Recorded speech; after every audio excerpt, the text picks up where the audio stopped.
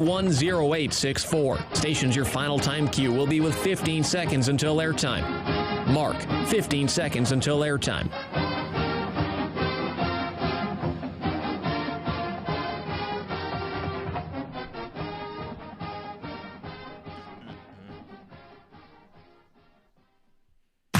This is Duck Insider. Duck's gonna pick it up, and here we go. Got him deep. He's open. He's got it. He's gone. How about that? Oregon repeats as the Pac-12 champion. Duarte pulls up, 3-ball. Bang! Oregon goes back-to-back for the fourth time in the last 6 years.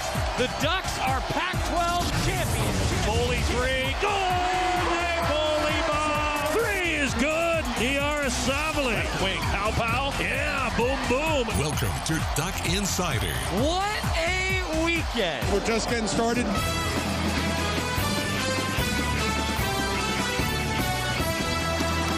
This is Duck Insider on the Oregon Sports Network from Learfield IMG College. Presented by On Point Community Credit Union. Better banking, local solutions. Live from the Country Financial Studio, here's Joey Mack.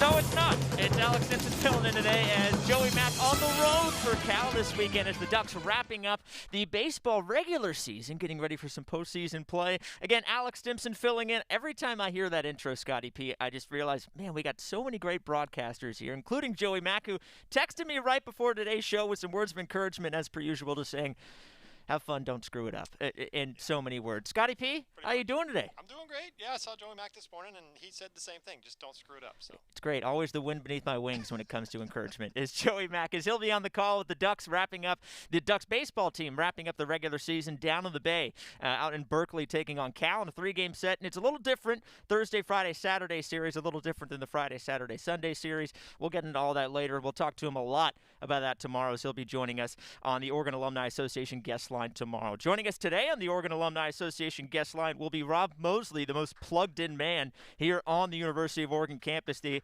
athletic department campus. We got a lot to talk to him with, and we'll hit all that as well. A couple of the quick hits today is what we'll get to. We'll talk to Rob about the softball season, which was just, again, a really, really special season. Obviously ended in heartbreaking fashion late in the waning hours of the Texas night. But we'll get into all of that. We'll talk about the baseball series upcoming this weekend. We'll look ahead to the NCAA Track and Field West prelims that actually start today. Alternating schedule from Wednesday, Thursday, Friday, Saturday, men and women every other day, as the Ducks prepare to hopefully qualify as many bodies as they can before we get set to host the NCAA championships here at historic Hayward Field. Also going to talk mainly, and this is the first thing I want to get to, it just supersedes everything. I want to talk about Janice Chen and the women's tennis team. Just a remarkable season continues for the freshman. Just eye-popping numbers going through it as she picked up another straight set win again today. And look at those numbers, too. Not just in 2 sets, but 6-2, 6-3 over the number 6 overall seed. And Anna Rogers, as she kept her incredible true freshman season alive with another straight sets victory. She beat Duke's Georgia Drummy 6-2, 6-4 the round prior, and then advancing to the national semifinals with the win over the number 6 seed today. She's the first Pac-12 player since 2015 to make it to the semifinal round of the tournament, and she's going to take on, well, none other than the defending national champ, as Estela Perez Somariba of Miami. Spot in the national title match will be on the line Thursday at 9 a.m. Pacific, so an early one tomorrow. As Chen got off to a bit of a slow start again today, but again, she bounced back. I mean, winning in straight sets. She fell behind 2-1 in the first set, but ultimately won the next 5 points right in a row. 5 games to end the first and then take the lead in the match. The pair went back and forth to begin the second, with both breaking serve in the first 2 to tie it at 1, and the 2 players each held serve in the next 4 games to tie the second set at 3 before Chen just went on and won the final 3 games to finish off the straight sets victory. She is the first true freshman in program history to advance to the national quarterfinals at the singles tournament and the semifinals, and she's the first Pac-12 player conference-wide in the Conference of Champions since 2015 to make it to the national semifinals in singles play. Just talking to the media afterwards as she continued her miraculous true freshman season, she said, Simply put, I'm very grateful to be competing in my first NCAA championship, and I'm excited to be advancing. I'm looking forward to seeing how far I can go this week. Today was extra special because my teammates were in the stands after flying to Florida to surprise me and cheer me on. So really, really cool all around. She moves to a mere 22-2 on the season in singles play, and she's won each of her last 10 singles matches, 9 of which 9 times have come against ranked opponents. She improved to 10-2 on the year in matches against ranked foes and still lost just 7 sets all season long. Winning percentage this season is just over 900, which I'm told, the analytics, the sabermetrics, I'm told that's pretty good. So congratulations to her. Again, 9 a.m. tomorrow, Chen will be in action against the defending national champ. That's 9 a.m. local time, Pacific time. So really, really excited. Is again a chance to be in the NCAA championship match on the line tomorrow against the defending champ as well. And looking ahead to championship play as well, track and field. As track and field is circling back, the West prelims getting underway today. Again, it'll be an alternating schedule, men and women alternating each and every day, taking place, as you can see on the graphic right there, down in College Station. And no surprise, a lot of athletes for the men and women in Oregon in contest down at the West Prelims as they hope to secure bids to compete back here in the Emerald Valley at historic Hayward Field.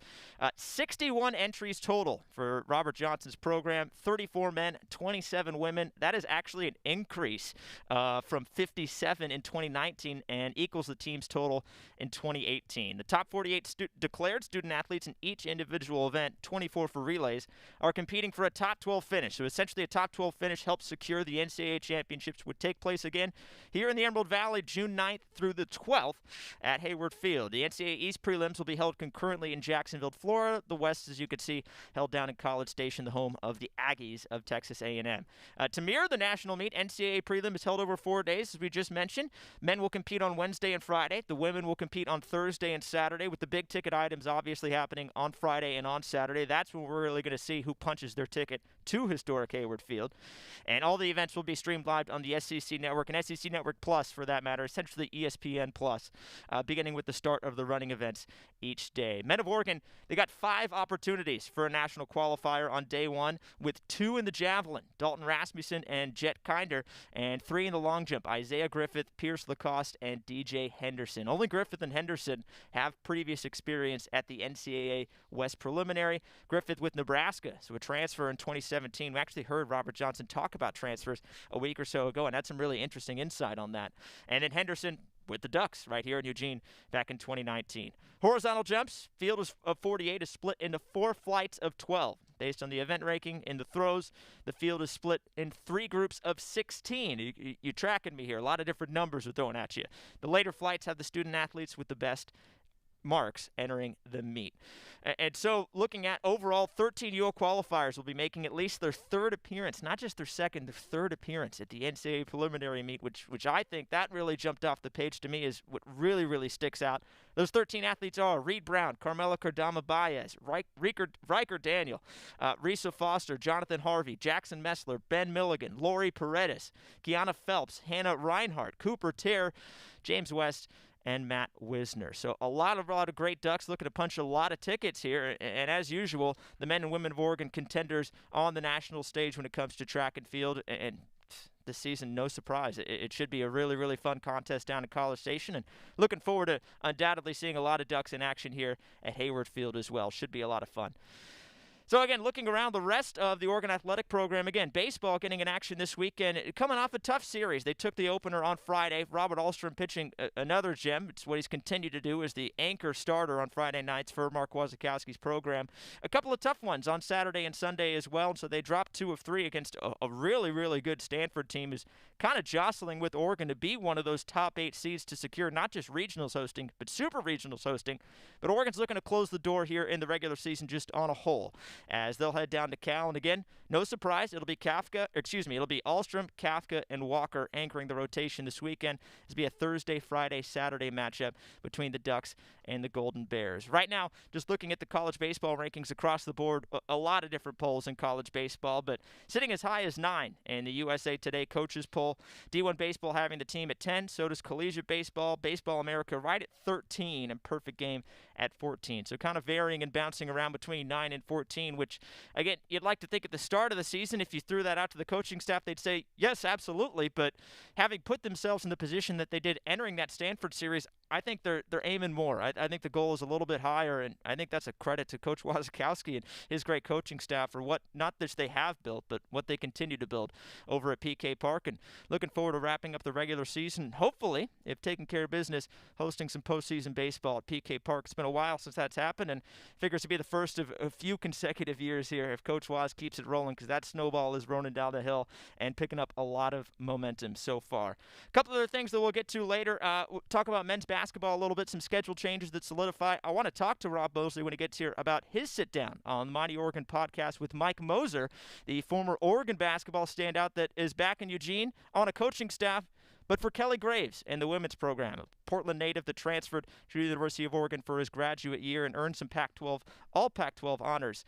Really, really excited to talk to him about not just Moser, but a whole myriad of issues as well. And then again, women's basketball picking up another roster addition as well. It feels like every time I sit in, we get a new roster addition for Kelly Graves' squad. So we'll talk about all that as well. But we're going to step aside for our first break here on Duck Insider, presented by On Point Community Credit Union. When we get back, we will have the most plugged-in man on the Oregon campus. It's Rob Moseley coming up here on Duck Insider, presented by On Point Community Credit Union. We're live from the Country Financial Studio. More after this on the Oregon Sports Network from Learfield IMG College. Hi, welcome to the Spicy Drive-In. May I take your order? Can I get the spicy chicken sandwich, please? The spicy chicken is an excellent choice, sir. And to drink? Whatever's fine. Oh, may I make a beverage pairing recommendation this evening? Sure. If we are feeling especially bold tonight, sir, I would recommend the Mountain Dew with that. It's bravely unrestrained with a very alive aroma that pairs wonderfully with your spicy chicken. It's followed by a hint of zesty citrus flavor. Yeah, that sounds amazing. I'm sure you already know this, sir, but remember to appreciate the nose first by giving the Mountain Dew a little swirl to relieve volatilize it. What? To change the flavor compounds and activate your taste buds to get them fully primed for that chicken sandwich. It's delicious. Now you're getting the hang of it. The muscular flavor charge characteristics of Mountain Dew make for an absolutely epic mouthfeel when paired with spicy cuisine. It is quite on point, sir. Dude, it's a perfect match. Like they were made for each other. So true, so true. When you want to make good food bolder and bold food better, do the Dew. Duck Insider, your home for the latest news on Oregon athletics. This is the Oregon Sports Network from Learfield IMG College. Most of my family, they never graduated high school, so I'm trying to break that barrier. My daughter, Brooklyn, was also a motivation for me to go back to school. Every day after work, went straight to school, and it paid off. At age 26, Kareem finished his high school diploma. I could not have done it alone. I see the future is really bright for me. No one gets a diploma alone. If you're thinking of finishing your high school diploma, you have help. Find free adult education classes near you at finishyourdiploma.org. Brought to you by the Dollar General Literacy Foundation and the Ad Council. You took the first step and quit smoking, but even former smokers may still be at risk for lung cancer. That's why SaveByTheScan.org wants you to know about a new low-dose CT scan that can detect lung cancer early. It takes only 60 seconds and could save your life. You took the first step, now take the next. Visit SaveByTheScan.org for a simple quiz to see if you're eligible and talk to your doctor about screening. SaveByTheScan.org is brought to you by the American Lung Association's Lung Force Initiative and the Ad Council.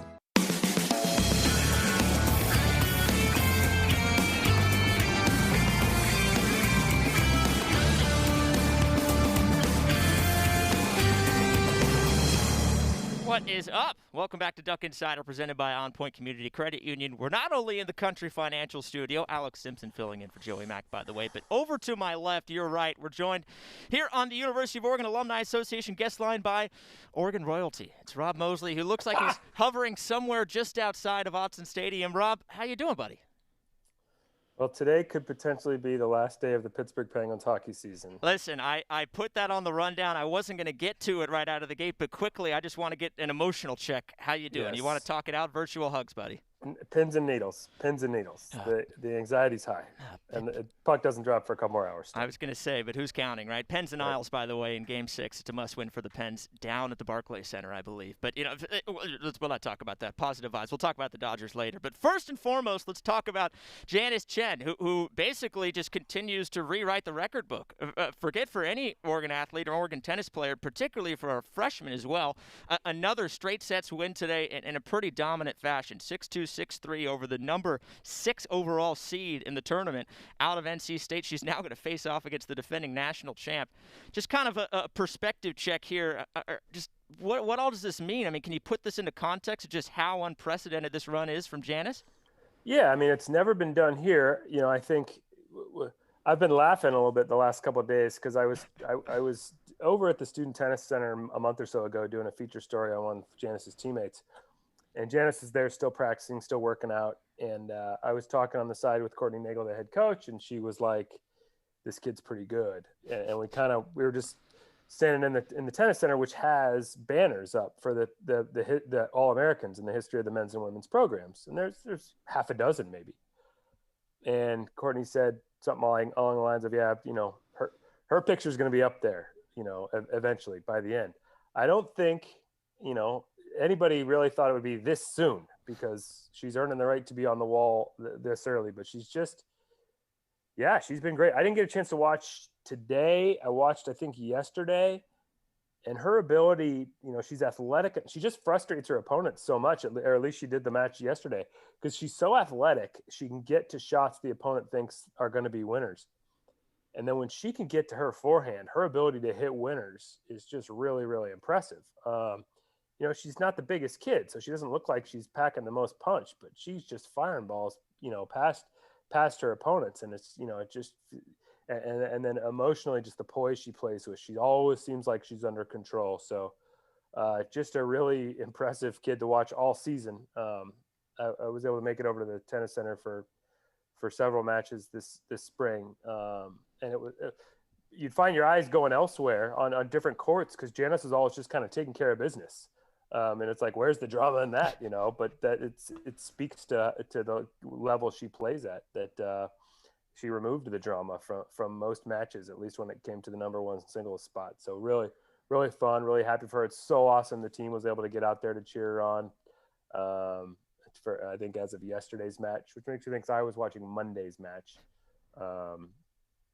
That's the one I actually watched the whole thing. But yeah, just really, really fun. Really proud of her. It's always fun to see somebody do something that's never been done before. Yeah, it's crazy. I mean, not just in the context of the University of Oregon as well, as we're joined by Rob Moseley on the Oregon Alumni Association guest line. It kind of unprecedented, at least in recent history, with the Pac-12. I mean, the first Pac-12 player since 2015 to make it to the national semifinals.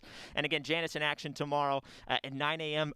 Pacific time. So a bit early, she takes on the defending national champion with the spot in the national championship match on the line. Sticking with women's sports, pivoting over to golf real quick. I just happened to see what you had mentioned, just talking about Derek Radley had a pretty cool message that he put out today on Twitter. Just essentially the gist was to say that I'm proud of the progress this program has made over the past 3 years is an understatement. We're just getting started. And really, in just 2 sentences, that really says all you need to know, not about just how this season shaped up, but looking forward in the trajectory of the program. It finished 23 over as a team, finished 11th at the NCAA National Championships after qualifying out of Baton Rouge, and they were just 2 spots behind of that top 8 seed, which obviously would have moved on. Arizona and Arizona State coincidentally tying for 7th to move on. But just kind of putting that into context as well, this run, and again, this continued upward trajectory of Derek Radley's program, how can you kind of encapsulate what this season was and what it means moving forward for his program? When I was watching their results, I was just watching live stats for them, their last couple rounds. I was doing so with Sunday's final softball game in mind. In the perspective of, you got to learn how to win, and not just to make it to that level, that situation, those games in softball's case, that tournament in golf's case, but also how to thrive once you get there. And I think, you look back at that softball game, Alyssa Brito comes up 2 different times in first and third, less than 2 out situations. If you're going into the game, you hear that's going to happen. You're like, money in the bank. We're probably getting at least 1 run out of each of those situations. Ducks win. Brito's just was so good all year. Yeah, started a little better than she finished, but for a freshman, and so we didn't get runs in those situations. And she hit the ball hard. Her first at bat, and there was a double play, and then struck out the second time. You got to learn. Not just to get there, but then to thrive there. And I thought about that with golf too, because that women's golf program is so young and for that level inexperienced. And so to get there and to see that, when things were getting a little tight down the stretch in their third round, and they're trying to hang on to qualify for the last round of stroke play, the last 4 holes, things started to get a little dicey. I started to see some bogeys. And then down the stretch in the last round of stroke play, some very solid rounds, but then some other players who, you're counting on, and, a big score here, a bad score on a hole there that can be the difference at that level. So, they can, just like Alyssa Brito is going to bank the experience of those at bats in the softball season finale. Brianna Chacon and her teammates, they're all going to bank that experience now. And moving forward, they're going to be so much better for it and richer for it, and more capable next time around to thrive at that level. So, it's awesome to get there, and you celebrate that, and you also say, okay, now you know what it takes to raise the bar the next time around. And I love seeing the just getting started. I mean, how much is Mario Cristobal affecting the culture up and down this athletic department with the just getting started? I don't know. Maybe Mario got it from Derek, but it is kind of fun to see the messaging transcend programs that way. Well, speaking of just getting started as well, and kind of circling it back to softball, obviously kind of a heartbreaking end of the season, but it was another magical season as well. And it started postseason play with their backs against the wall. I mean, there's obviously the controversy and the questions that surrounded the seeding, going to Texas, and just all the drama that surrounded that. But after losing the first game against Texas State, I mean, the flip was switched and ultimately forcing that winner to go home. Final game against Texas that, decided by just 1 run. And so we'll talk about the senior class and what they've meant and kind of just the 2016-17 senior class across the department in a moment, but just specifically talking about Oregon softball. One, how do you kind of contextualize this season? Then moving forward, despite losing some quality seniors that have meant so much, particularly to the beginning of the Lombardi era, this is such a deep, deep team that's only going to get bolstered from behind that, and it looks to have even brighter moments ahead moving forward.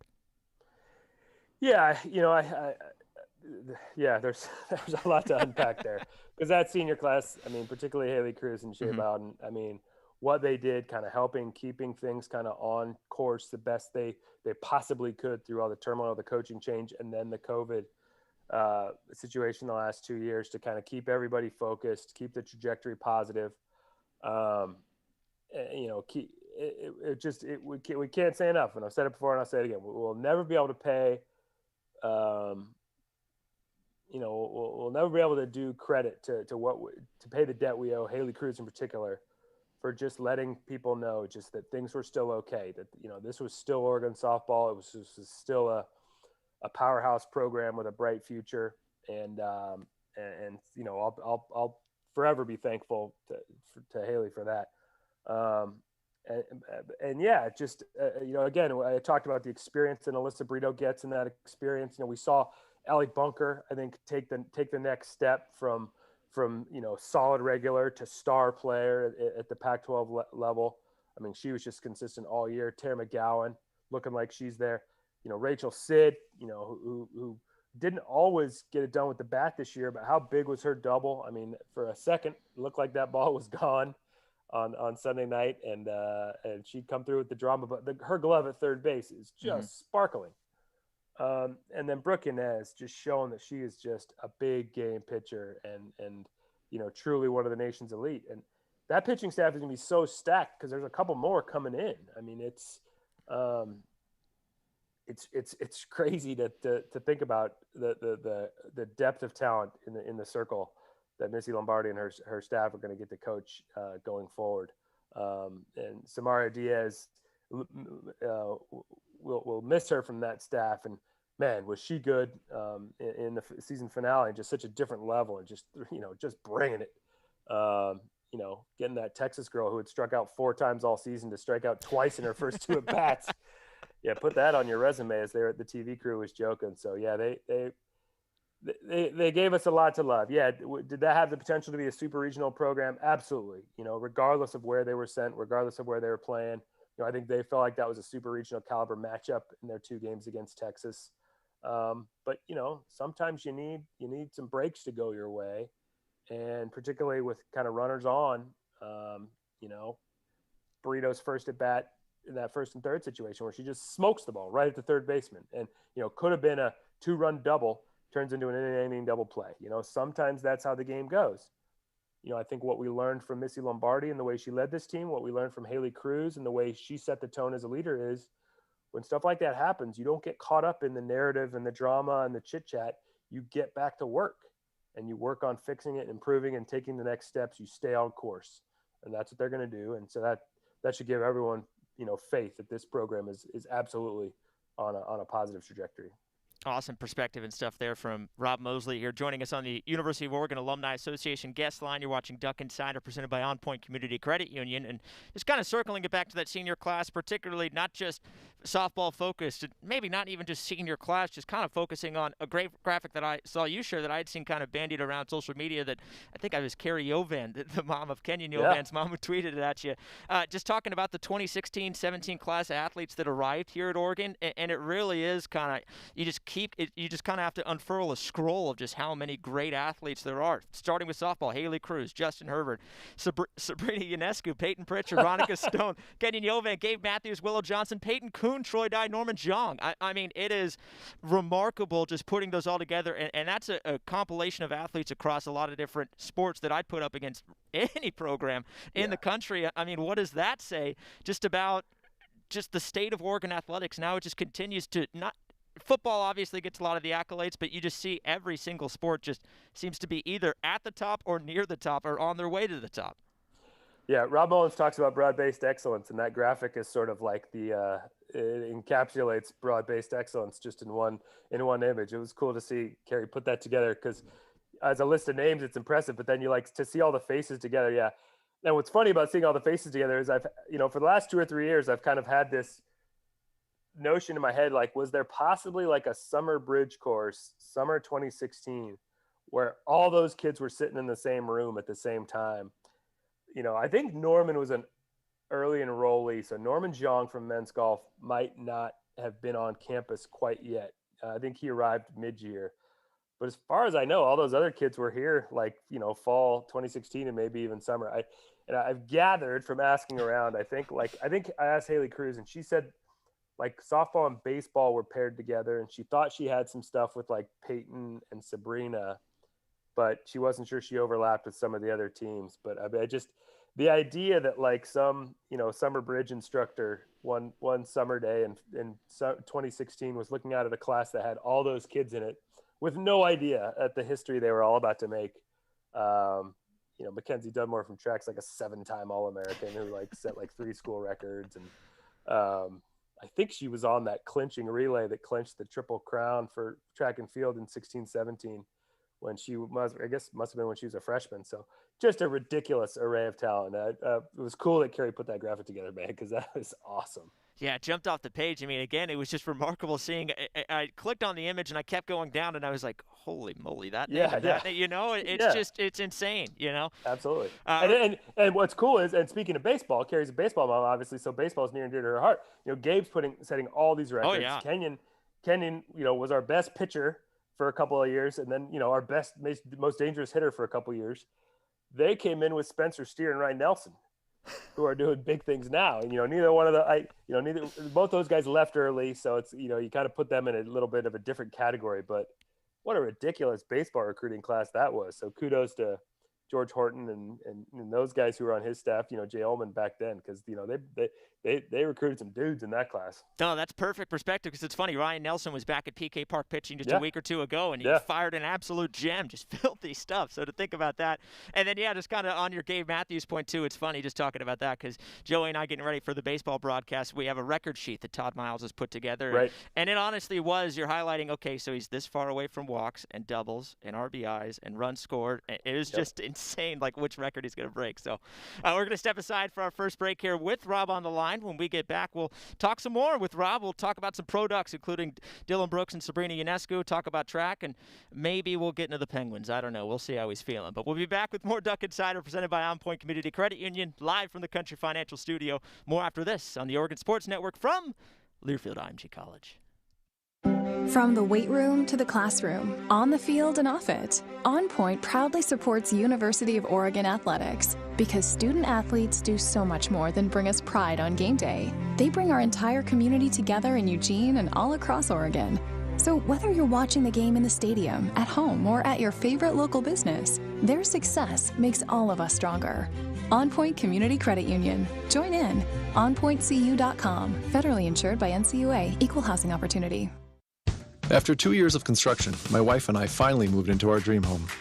So when a bathtub fixture broke, causing major water damage, I was glad we had the home insurance protection we needed. How do you know your home is protected? Talk to a Country Financial rep like me, Nick Simon. We can help you understand your options and select coverages to meet your needs. Then if something happens to your home, you won't have any surprises. Need the right coverage for your home but not sure where to start? Visit TakeSimpleSteps.com or contact a local Country representative. This is Duck Insider. Duck Insider on the Oregon Sports Network from Learfield IMG College. When you went car shopping, you meant business. You aced vehicle history searches and test drives. You out-salesmaned the salesman. Now you've got your wheels. If you manage that, you can get your retirement plan on track. Visiting aceyourretirement.org can help. With 401k tips and smart savings strategies, you'll have the info you need to get more for your future. Go to aceyourretirement.org, because when it comes to speeding past financial challenges, you're an ace. Brought to you by AARP and the Ad Council. GTG, BRB, OMW, be there in a few. You may think that these kinds of texts are fine because of their length, and you can easily send them at a stoplight. But no, answering one text can take your attention away from the road for 5 seconds. And traveling at 55 miles an hour, that's enough time to travel the length of a football field. Make good decisions, don't text and drive. Visit StopTextStopWrecks.org, a message brought to you by the National Highway Traffic Safety Administration, Project Yellow Light, Noise, and the Ad Council.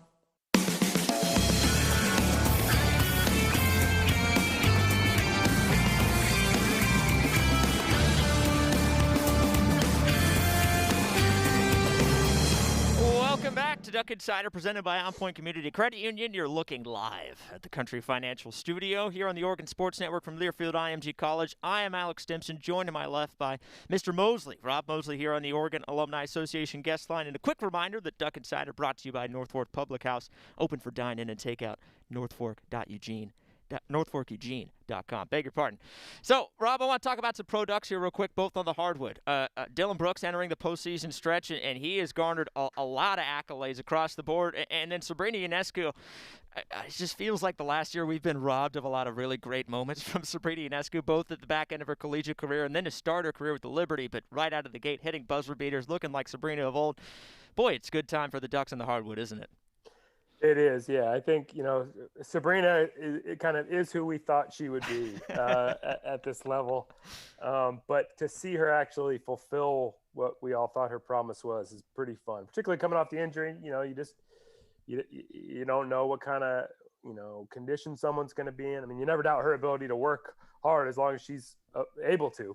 But, kind of there were so little information that was out there about kind of how she was coming along. I think some fears were growing, at least for me, that maybe that had been more serious than they first feared. So to see her come not just get back, but to get back at the level she's at is awesome. Dylan is just been a phenom the last couple of weeks, and it's just, he's the most hyper competitive, one of the most hyper competitive athletes I've ever been around in any sport, and in the conversation for the most. I mean, his will to work and win is just off the charts, and he's just a dog.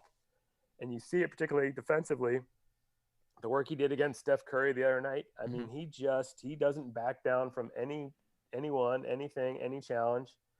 If he was a football player, he'd be a great cornerback. He'd be talking trash the whole time. You might hit a couple passes against him, but that's not going to hurt his confidence at all. He's still going to be talking trash about what he's going to do the next time, and then he's probably going to make a play and make an interception or something. I mean, he's that kind of, and just the charisma and the talent and the competitiveness has just been really fun. And, Ruthie Hebert's playing a lot too, because, Chicago went out and got Candace Parker, but she's been banged up. So Ruthie's been able to play a ton, and you can just see how much she's developed since last year, playing over in Turkey over the winter and getting to play a lot there and having some success there. I think she just, you can see her kind of maturing, because it is, they enter the league as kids, and that's a grown woman's game, man. The WNBA, you look at, the Sue Birds and the Diana Taurasi's and such still just killing it. I mean, Candace Parker, banged up, but when she's healthy, just still killing it. I mean, these are grown women, and Ruthie and Sab were kids when they got to the league, but you can see them already, competing, at that level and thriving at that level, and knowing, so to know that there's still so much potentially time in front of them to develop and get better, and achieve even more is really fun to think about. Yeah, it's funny talking about Dylan Brooks and maybe his other football pathway. I would love to see him as just a press corner right on the line, just jamming people right off the line. Let's pivot from the hardwood to the track and the field, as the men and women of Oregon heading down to College Station, actually already in College Station, getting things underway in the Track and Field West prelims, trying to secure some spots coming back here to the Emerald Valley, as historic Hayward Field will host the Track and Field National Championships June 9th through the 12th. And just talking about the strength yet again. I mean, Control-C, Control-V, copy-paste every single year. It's always a deep staff, deep squad for Robert Johnson. At 61 entries, 34 men, 27 women. That's 4 up from 2019. Obviously, the distance runners get a lot of the accolades, and that's historically been the case, obviously, with Oregon. But where do you see that the strength lies beyond maybe the headline distance runners, and what can we really expect, and who you got your eyes on maybe to come back here, and can't wait to host the NCAA championships here? Yeah, well, I mean, I think Kemma Nelson, on the women's side in the sprints, what she's been doing is pretty amazing. And so, yeah, it is still a phenomenal distance program, and, that's always going to be the case. But, Robert Johnson wants to be good in everything. He wants broad-based excellence, just like Rob Mullins does. Mm-hmm. So, you look at the sprint crews, on both sides. I think we saw all spring, in the field events, and the throwers in particular have a lot of success. And so when you get to this point in the season, it's not just can Cooper Tier and Cole Hawker win races. It's can we get a point here, 3 points there, 5 points there. And there's a lot of different scoring opportunities for this team. I mean, on both sides, and they have national championship aspirations, Yeah. Is Oregon going to be the favorite on either side? I don't know about that, but, you help you help put yourself in that conversation, not just by having, when it was Devin Allen and Edward Cheserek, it wasn't just Devin Allen and Edward Cheserek, even though that's kind of the foundation. The more you can pick up a few points here, a few points there, and both programs have the ability to do that. It's just you just got to survive this weekend, and get back here to the point when you actually have the chance to score points. So this is a perilous weekend, just fraught with anxiety as you just try to get through prelims, and make it to Hayward for nationals. Again, a reminder, down in the West preliminaries, Wednesday through Saturday taking place. You can catch that on the SEC Network, SEC Network Plus as well. And again, alternating men and women each and every other day, as vying for bids to come back here, come home, and in the NCAA championships at historic Hayward. Man, I cannot wait for that. That's going to be awesome. All right, pivoting back to the hardwood here real quick, and just kind of want to give, frankly, a plug to the Mighty Oregon podcast, which continues to be an awesome listen. I was just tuning in earlier, and you listen to you talking to Mike Moser. Obviously had a great year as a graduate transfer here, coming back in the 2013-14 season. He's a Portland kid.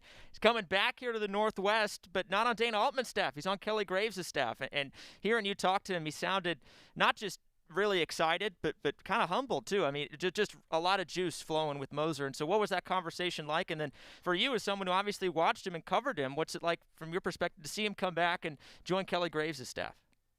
It's funny because there's obviously the men's basketball program has a fair amount of turnover. Mm-hmm. And so there's been just in the last 10 years, there's been a lot of different guys. But when I heard Mike Moser was coming back, I couldn't necessarily remember like the season he was here and how that team did or who he played with, but I just remember thinking that dude was a good dude. Like I remember that's the impression that he left with me more than anything he did on the court. That was a really good dude. And yeah, talking to him for the podcast just backed it up. I'm just a great guy. I think, he's going to be culturally kind of a great fit, like in our athletic department in that program. I mean, the addition of him and Jackie Narrett-Hairston back with the women's basketball staff, they're both featured in this week's podcast. They're both great. Just talking about how, they had both been here at different times and now we're stoked to get the chance to come back. Mike was working with the Dallas Mavericks in the NBA, and Jackie was at Arizona, helped them get to the championship game. And yet both are back here now, working for Kelly Graves and Jody Berry on that with Jody Berry on that staff. It's just such an awesome group. And yeah, I think, Mike's story is cool. I mean, there's so many facets to Mike's story. I mean, first of all, he was adopted when he was growing up, and I think his mom had at least 3 other kids she'd adopted, like one from Brazil and a couple from Mexico. So like he grew up in this multicultural, diverse family in Portland, just this awesome perspective. Picks up a basketball, and he doesn't really know kind of what his birth family was like, so he didn't know he was going to grow up to be big and tall and fast and athletic. So he falls in love with his game, ends up being like blessed with all these talents, and on top of that, a great work ethic to get the most out of it. But one thing he did during quarantine is at the behest of his wife, he reconnected with his birth mother. He found his birth mother. Now he's starting to develop a relationship with her. Found out she played in junior college and she played major college basketball as well. So it turns out he did in fact have really good genes, which, sort of the eyeball test would tell you, but yeah. And he's married to a former Olympic gymnast and they have kids and he played overseas. I mean, this guy's already lived an amazing life, and he's still a young man and with big things ahead. Hopefully, certainly in the next few years with the Oregon women's basketball program. So, and Jackie's an awesome person. Grew up in Portland, but her dad played at Maryland. She started her college career at Maryland before transferring. But so she's got some Maryland in her roots and married a Dookie. And, so hearing her laugh about how hard that was and how her dad and husband bust each other's chops. Her husband always leave like a Mike Krzyzewski poster up when dad comes to visit just to rub at each other's face. I mean, just good people. And it's like, getting to know the people on that level that the podcast has allowed us to do kind of makes you appreciate them even more when you see them kind of on the court during games. So it's just great to be surrounded by awesome people like that. And I hope fans check out the podcast and find that they appreciate them in the same way. Yeah, talking about good genes for Mike Moser, someone who's never saw his basketball career really take off, standing at a towering 5'8". I'm very jealous of those genetics. So, all right, we're going to step aside here, and I want to thank Rob Moseley for the time for joining us on the Oregon Alumni Association guest line. Rob, a lot of good stuff. Thank you, buddy. Appreciate it. You're welcome. Yeah. Good talking to you. All right, we'll step aside here for another break. When we get back, we're going to hear from Melyssa Lombardi. Easy for me to say. Don't go anywhere. Back with more Duck Insider presented by On Point Community Credit Union, live from the Country Financial Studio. More after this in the Oregon Sports Network from Learfield IMG College. From the weight room to the classroom, on the field and off it, On Point proudly supports University of Oregon athletics because student athletes do so much more than bring us pride on game day. They bring our entire community together in Eugene and all across Oregon. So whether you're watching the game in the stadium, at home, or at your favorite local business, their success makes all of us stronger.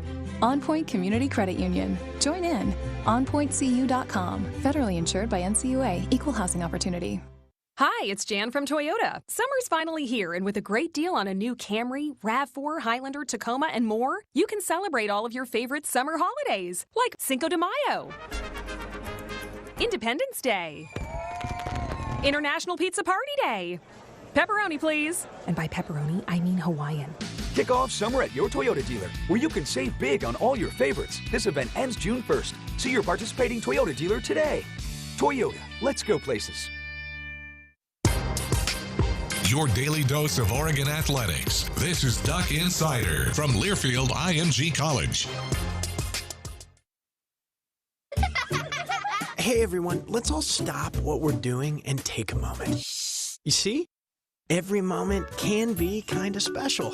But they can be loud moments, goofy moments, dorky moments, it doesn't matter. Because every time dads like us take a moment like that to spend with our kids, well, it's pretty momentous. So let's take a moment to make a moment. Call 877-4DAD-411 or visit fatherhood.gov. Brought to you by the U.S. Department of Health and Human Services and the Ad Council.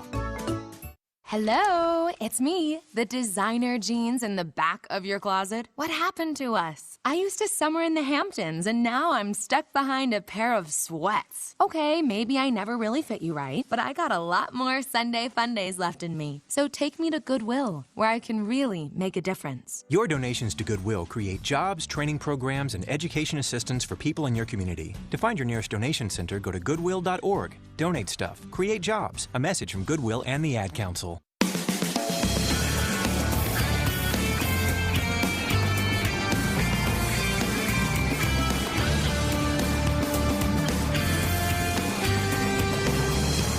Welcome back to Duck Insider, presented by Allen Point Community Credit Union. Alex Stimson here with my man Scotty P in the Country Financial Studio. And a quick reminder that Duck Insider brought to you by our friends at Shadow Hills Country Club, offering the perfect combination of rural beauty, great golf, and affordable family entertainment that builds lifetimes of memories. Call for a tour today. Shadow Hills Country Club, your family resort, just minutes from home. Call for a tour today. We're going to jump right in. We're going to get in as much as we can. Here's Backed Up with Time. We're going to hear from Oregon softball coach Melyssa Lombardi. Let's go. Continuing with the pitching staff, Coach, how about Samaria Diaz? I mean, talk about somebody who left it all out there on the field, and at the end of her career, I mean, that was really something to see. She did. She left it all out there. There's nothing left for her to give. I'm so proud of Samaria. She came to us and had urgency from day one. Like, Coach, I got 1 year left, Coach. We got to go. Coach, I want to come to a school that's going to allow me to be the best. Like, she just urgency. And I always give her a hard time for her urgency, but that's what I loved about her. She is an unbelievable team player. She's been a great leader. To watch how much she has improved on the mound physically and with the movement of her ball and setting up hitters, but also the mental toughness. You, as a pitcher, have to have mental toughness. You will not survive. And to see her really have that mental toughness and finish her career the way that she wanted to, I loved it. I'm very, very proud of Samaria. The third pitcher that we saw in that final game, Coach, Mechanically Thermos, how valuable was that postseason experience? And you and I have talked before about how the future's real bright for her too. The same. Like, you can't say enough about experience. You know, the only way that you can, continue to get better is to experience things, whether it's positive or negative. The experience is what allows you to see truly where you are and what you need to do to get better, or how to perform in a certain situation. And when, the pressure is really, really on, how are you going to handle it? And so I think the experience for McKenna, for everybody, that's what we needed. We've summarized a lot of the seasons now. So with an eye on the future, Coach, I mean, what's the roster outlook for you guys for next year? You're already I know like everybody as a fan, you start to think, okay, well, what are they going to do next year? Do you start kind of doing that as a coach? What's the roster outlook? It's really good. I said last year we were going to be really good, and I'm going to say the same thing. I think we're going to be really, really good. What I'm excited about is that we have the experience to go with the physicality and the mentality. You know what I mean? We have the experience. We've got 5 newcomers coming in, which they're all great athletes, 2 pitchers. I think they're going to bring a lot to the team, but just what this team has done this year, and then now taking it into the next year it's going to be big time. So what does the off season look like? What do you hope that your athletes accomplish? What are you going to be doing as a coaching staff now in the off season?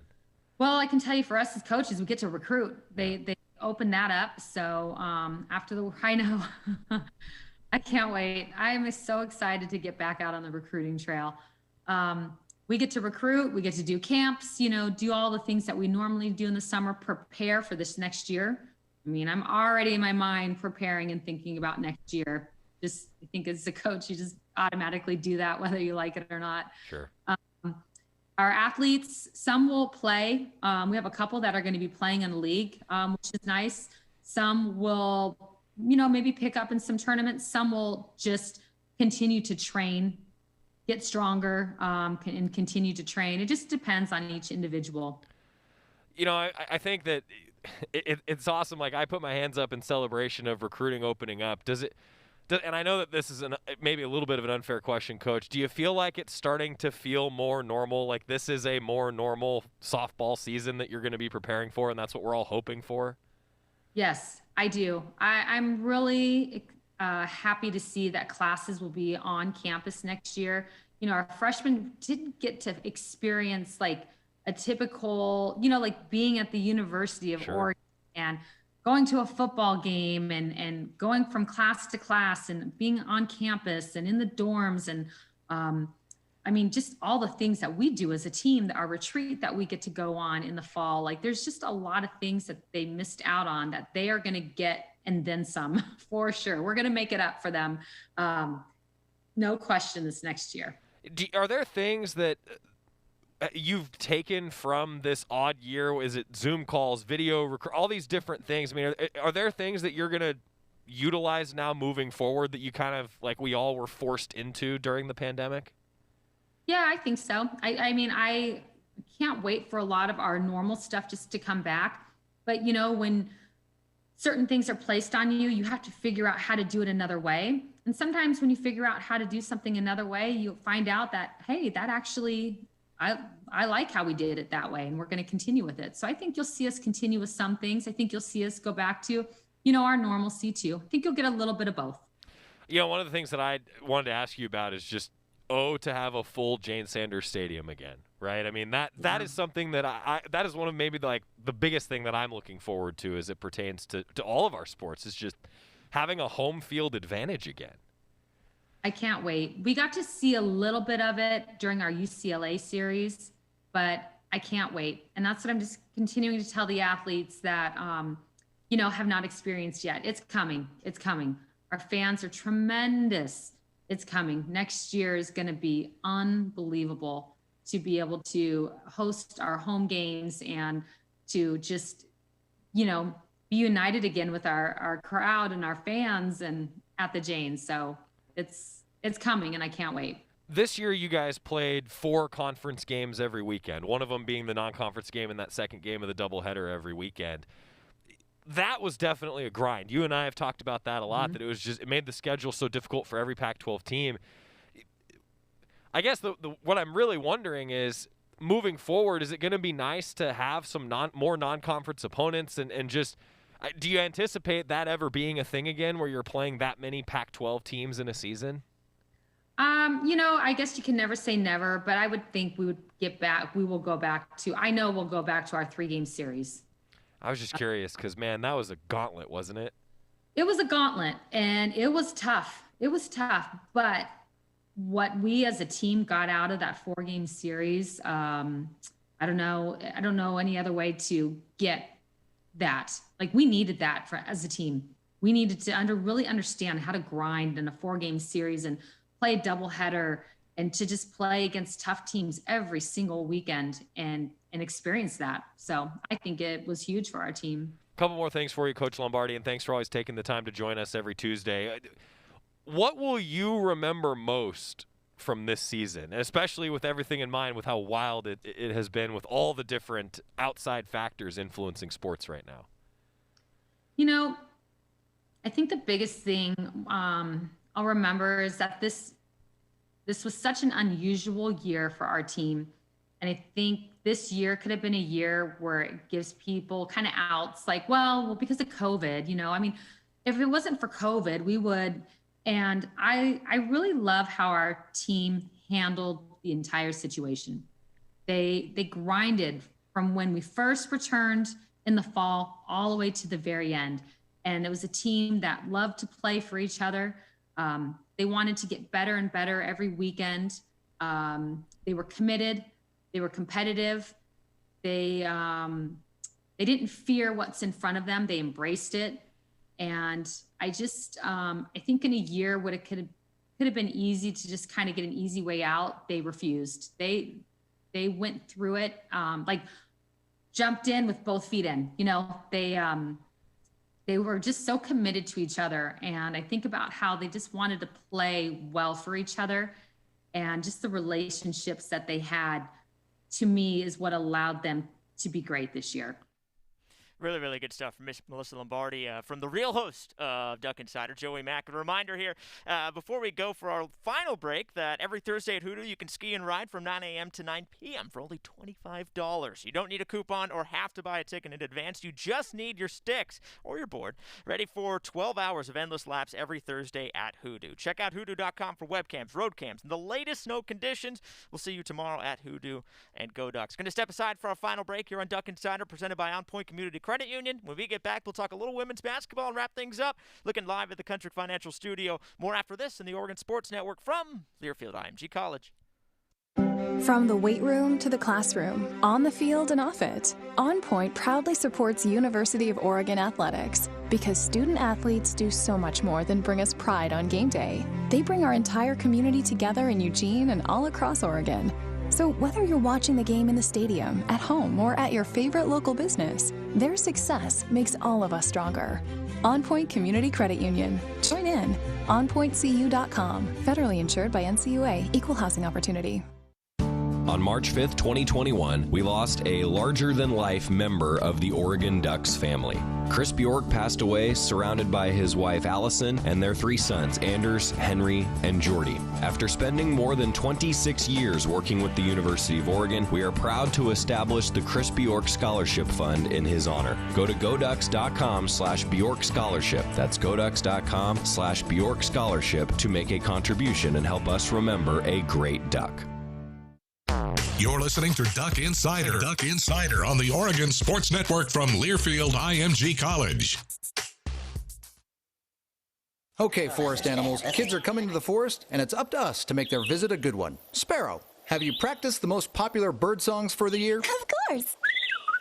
Catchy. I like it. River, how's the temperature? It's a refreshing 52 degrees, man. I love it. Turtle. He's not here yet, man. He's late every morning. Okay. Squirrel. The forest has been preparing just for you. To learn more about cool things to do in the forest, visit discovertheforest.org. Brought to you by the U.S. Forest Service and the Ad Council.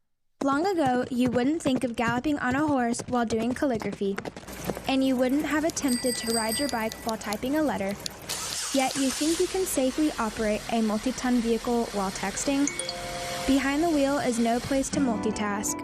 If you want to BRB, drive now and text later. Lives depend on it. Visit StopTextStopWrecks.org, a message brought to you by the National Highway Traffic Safety Administration, Project Yellow Light, Noise, and the Ad Council.